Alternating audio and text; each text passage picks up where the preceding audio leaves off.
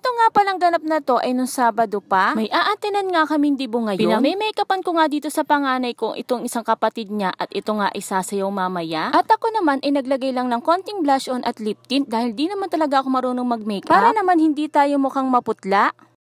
Fast forward na nga tayo mga mare at andito na nga kami sa may venue. Dito nga sa may harapan ay eto na nga ang bubungad sa'yo. Pagkababa nga namin doon sa tricycle ng pinsan ko ay pumasok na rin kami agad. First time ko nga lang makapasok dito nga sa venue na to. Sinilip ko nga kung saan nga nakapwesto si nanay tsaka yung dalawang anak ko dahil nauna na nga sila sa amin. Hinantay ko pa kasi yung isang anak ko na nagpa-practice nga ng choir sa simbahan. Kala nga namin ay madami na talagang tao pero nang dumating nga kami ay kaukonti pa rin naman. Dito nga nakakuha ng upuan si nanay sa may table 16. First time nga lang maka-attend ni Sia ng ganitong event. Kaya naman pagkaupo nga nito sa upuan ay nagmamasid nga talaga ang batang ito. Buti na lang talaga at nakatulog nga ito ng mga 3 hours kanina bago nga kami umalis. Bukod nga sa aming mag-iina at kay nanay ay kasama ko din nga dito sa may lamesa isang pinsan ko at yung anak ng pinsan ko. Mga ilang minuto pa nga ay nagsimula na nga ang program. Eto nga dalawang host na ito ay kabarkada nga nung nanay nung celebrant. Nagsimula na nga ipakilala yung family nga nung debutant. Pumasok na nga dito yung parents nga ng debutant kasama nga yung mga kapatid niya at eto nga lolo't lola niya na galing pang US. Next naman na pinakilala ay eto nga mismong debutant at eto nga escort niya na tito niya. Eto nga debutant ay panganay nga sa 5 magkakapatid at eto'y anak nga ng pinsan ko. Nakapunta na nga sa harapan eto nga debutant tsaka escort ay kinunan nga muna sila ng family picture.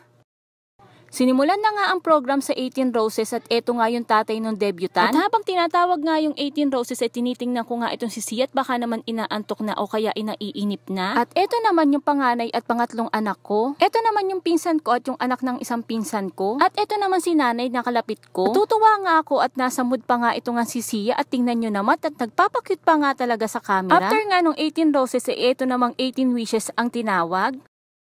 Medyo naiinip na nga si Sia nito kaya naman nailabas ko nga muna saglit. Pagpasok naman namin ay ito na ngang nanay ng debutant ang nagwi-wish para sa kanya. Medyo may background music nga ito kaya naman hindi ko nga mapaparinig sa inyo yung wish nga ng nanay niya para sa kanya. Maluha-luha nga ako dun sa mga wishes nga na binigay niya sa anak niya. Sa mga magulang na katulad nga natin na isa nga sa importanteng wish natin ay makatapos nga sila ng pag-aaral nila.